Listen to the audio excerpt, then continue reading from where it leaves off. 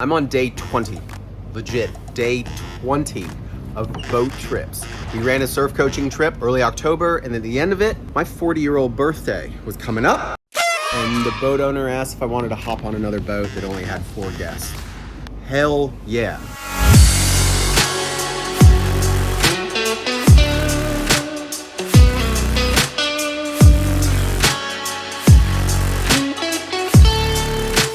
So, this is day 20. I'm gonna show you what I've been riding in the Mentawais. And I am what I would consider a high-level intermediate surfer with occasional flickers of advanced level surfing, but I'm 40. Old? Literally as of yesterday. And I surf better now than I did in my 30s, in my 20s. So I'm obviously doing something right. So I'm not a board genius. But take this for what it is. I've been to the Ments now 8 to 10 times, and this is what's working for me. Maybe it'll help you make some board decisions. Now, in an ideal world, what I tell guests that join our surf coaching camps is that they need to bring at least 3 boards, preferably even 4, because one is probably gonna get damaged, and you're not gonna see it right here in this image.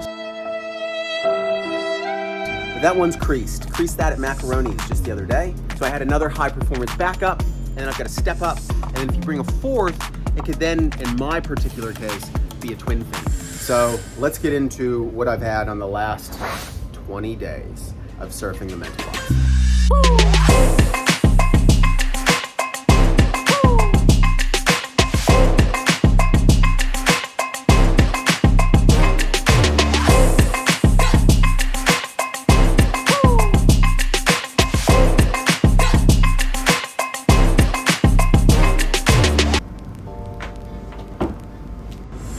So like I said, I recommend people bring at least 3 boards, right? 2 kind of standard high performance boards, whatever that means to you, but you gotta understand you're in the Mentawais. These waves have curve and power.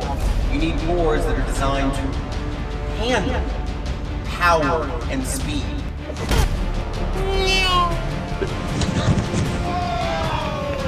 Not make speed. So a lot of people will show up with flat rockers, fat, wide.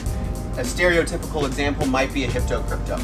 It'll go fine on some waves in the Mentawais, but once you get to some higher performance waves that give you all the power you need, that have barrel sections, that have curves, you want boards with more rocker that are designed to do that. So I generally recommend 2 standard high performance boards, whatever that means to you. That could be anywhere from like a 5'8" to a 6'5", 6'6" even.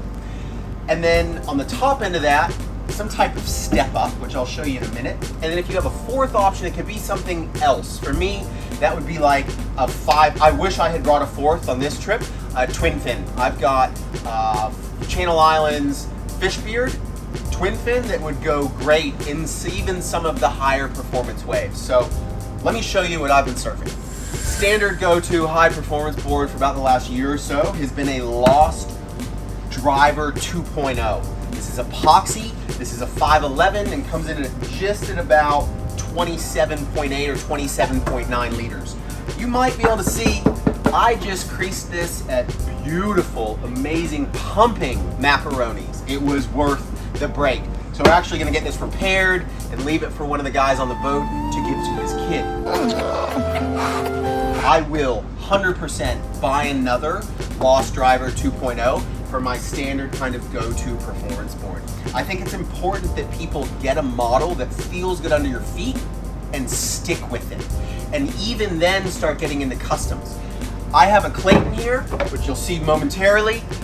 I used to get a lot of customs from Clayton when I was living in Australia. I'm not in Australia at the moment, so I've been surfing Lost Drivers. I will 100% get another one of these, and I will probably get a sub driver as well. But I've surfed this in everything from like 5-foot plus green bush to solid Macaroni's to solid hollow trees, and it's felt amazing. So my backup high performance board, this model looks very different. This is Clayton, a Clayton model. He doesn't actually have a name for these models, but it was, I believe, kind of built off of Will Weber's Electra models. This board looks weird. Weird, yes, but there's weird and there's weird. But goes amazing if surfed well. You can see this tail rocker. Even as a quad, this thing is surfs right in the pocket, and I can occasionally even get it kind of vertical. So this has been my backup high performance board.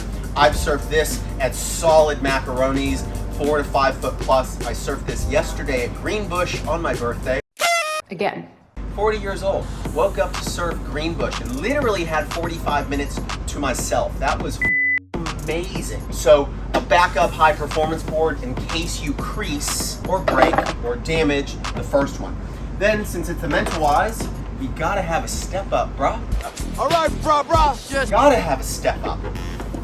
So I could actually have even a bigger step up, but since I came initially with the coaching camp, I didn't need like some 6'8", 6'10", because with that coaching camp, we weren't charging waves that need a 6'8" or a 6'10". So this is a lost whiplash, polyurethane. My step-ups are generally PUs, otherwise I basically always surf epoxies. I have the good fortune of surfing good waves.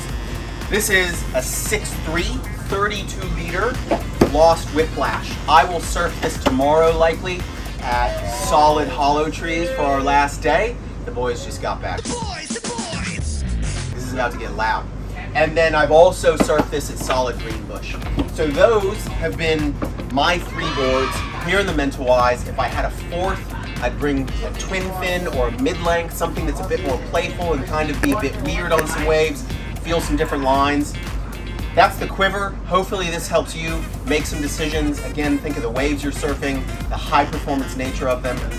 Make the equipment match the wave, and then each wave you've got to perceive, how does this wave want to be surfed? How does the equipment let you surf it? And if nothing else, join one of our surf coaching camps. So, cool. That's my Quiver.